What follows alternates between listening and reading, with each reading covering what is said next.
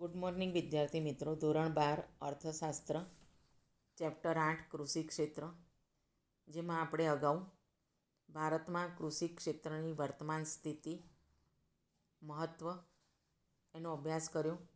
જેમાં નીચેના મુદ્દાઓનો અભ્યાસ કર્યો: રાષ્ટ્રીય આવકમાં ફાળો, રોજગારી, નિકાસ આવક, જીવન ધોરણ, કૃષિ ઉત્પાદનમાં વૃદ્ધિ અને ઔદ્યોગિક વિકાસનો પાયો.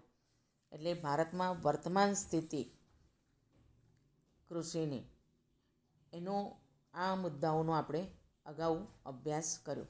હવે આજે આપણે નીચી ખેત ઉત્પાદકતાના કારણોનો અભ્યાસ કરશું.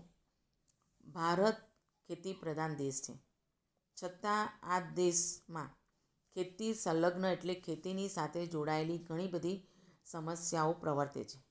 જે પૈકીની એક મોટી સમસ્યા એ નીચી ખેત ઉત્પાદકતા છે. આ બધી જે સમસ્યાઓ છે એમાં મોટી સમસ્યા નીચી ખેત ઉત્પાદકતા છે. ખેત ઉત્પાદકતા એમ કે વાસ્તવમાં પ્રતિ હેક્ટર થતા ઉત્પાદન અથવા તો હેક્ટર દીઠ થતી આવકના સંદર્ભમાં માપવામાં આવે છે.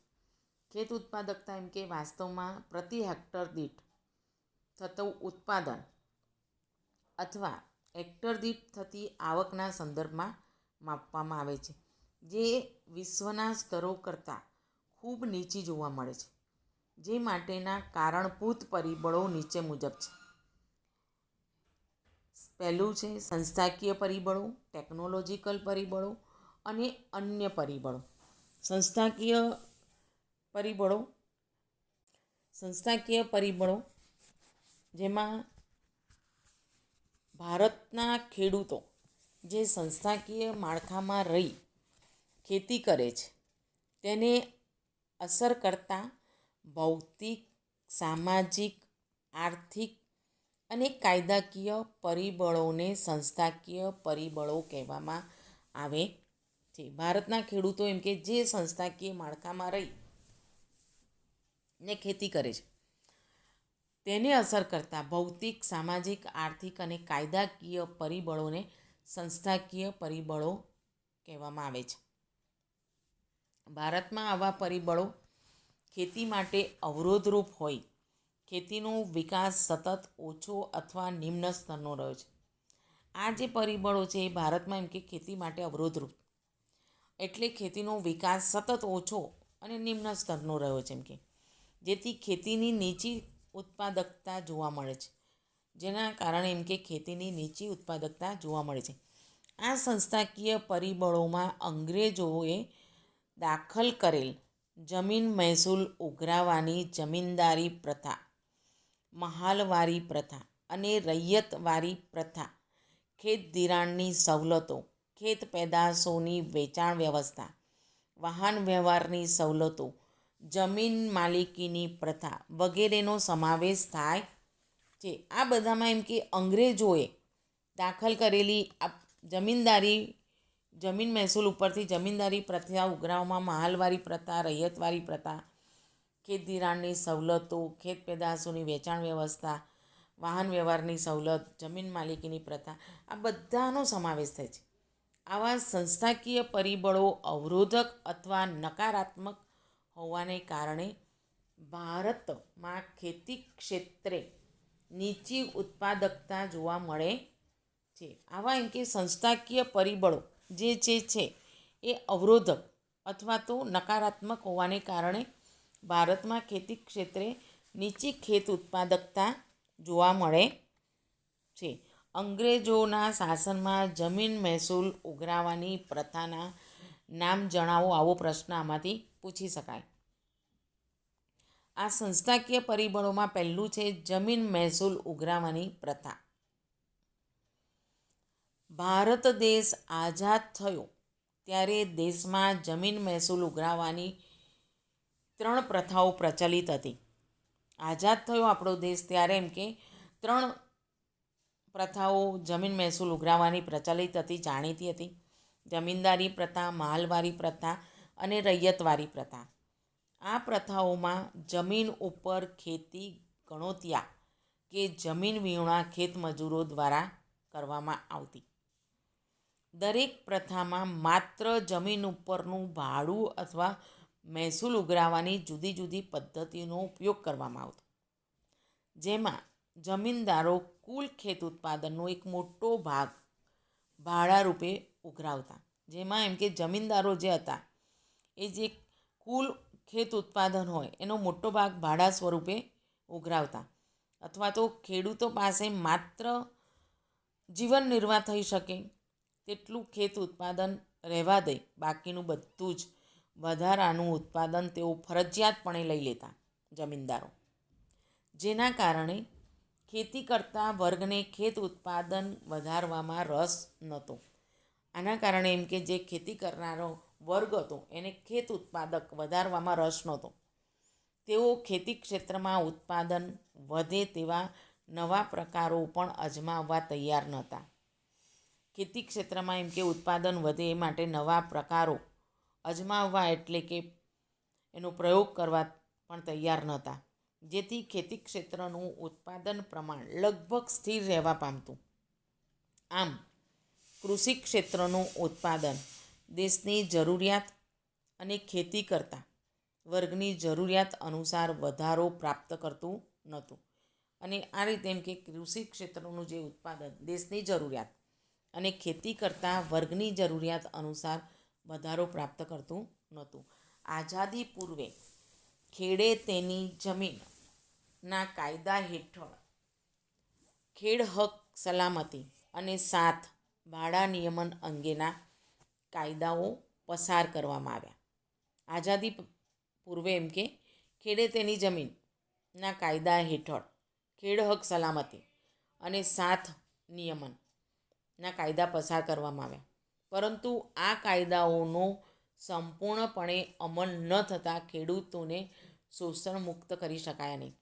આ કાયદાઓ પસાર કરવામાં આવ્યા પણ કાયદાઓનો સંપૂર્ણપણે અમલ ન થયો, એટલે ખેડૂતોને શોષણ મુક્ત કરી શકાયા નહીં.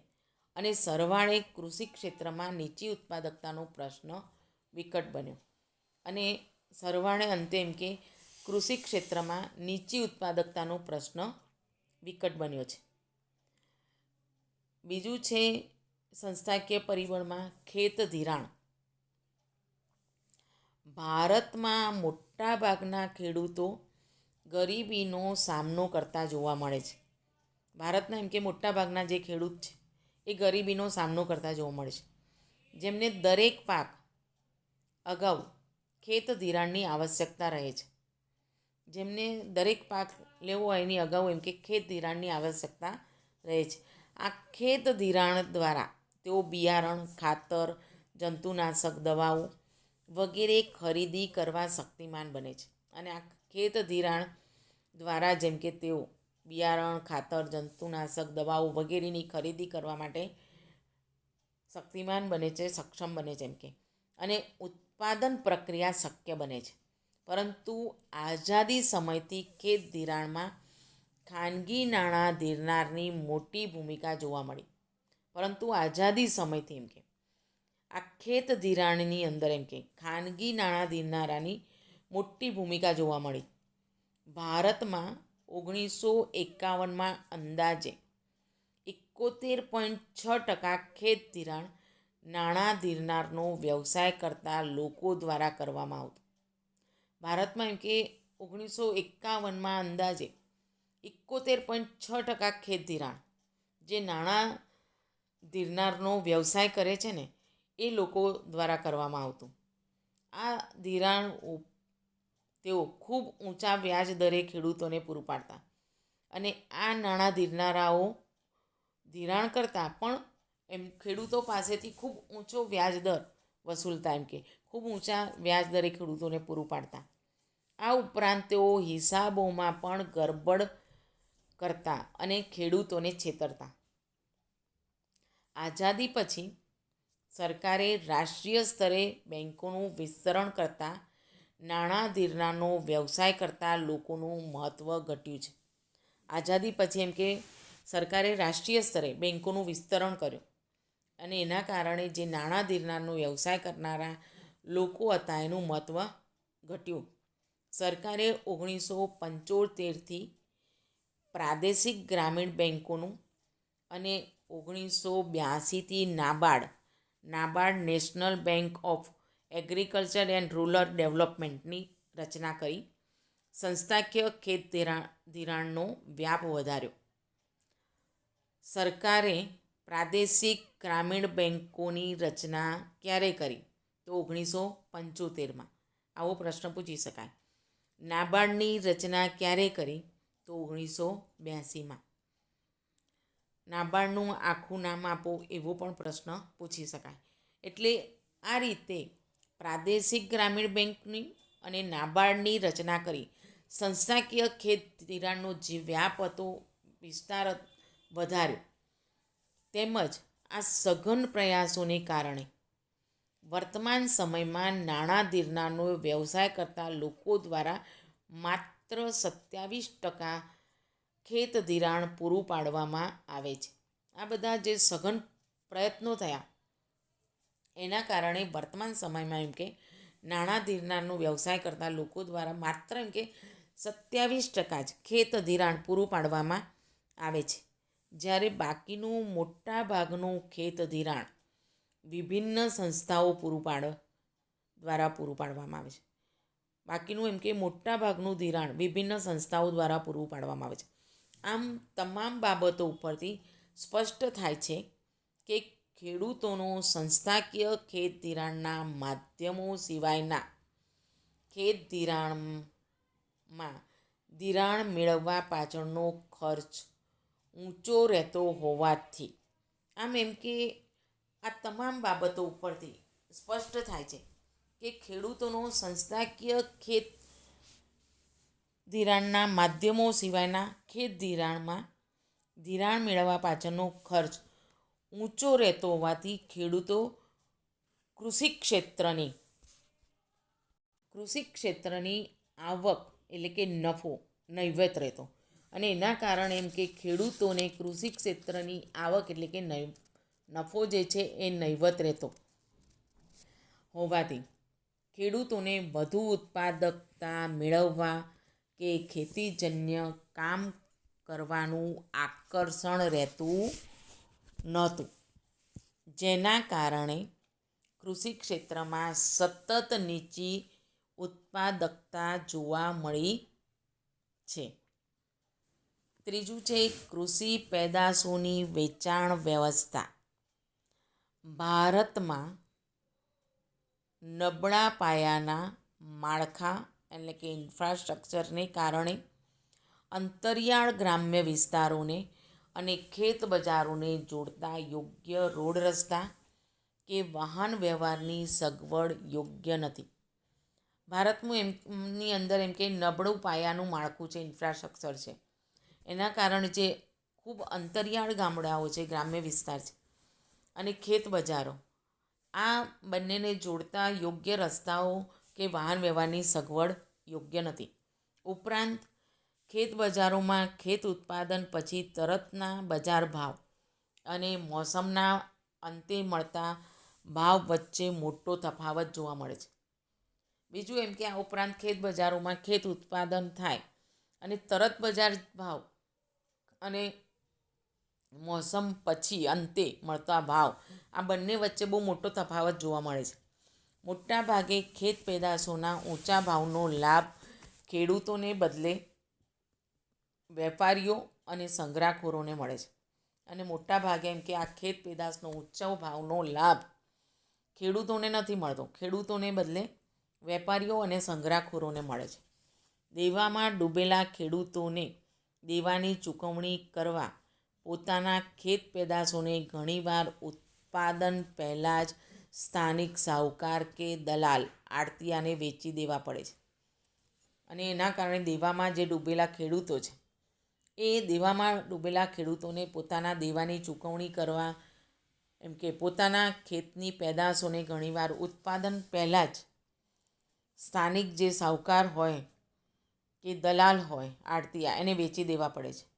ખેડૂતો ઓછા માહિતગાર હોવાથી બજાર અંગેની જાણકારી, બજાર ભાવ અંગેની જાણકારી, બજારમાં વેચાણની પદ્ધતિની જાણકારી વગેરે ન ધરાવતા હોય પોતાના ખેત ઉત્પાદનનું સારું વળતર મેળવી શકતા નથી, જેના કારણે તેઓ નિરાશાવાદી બને છે.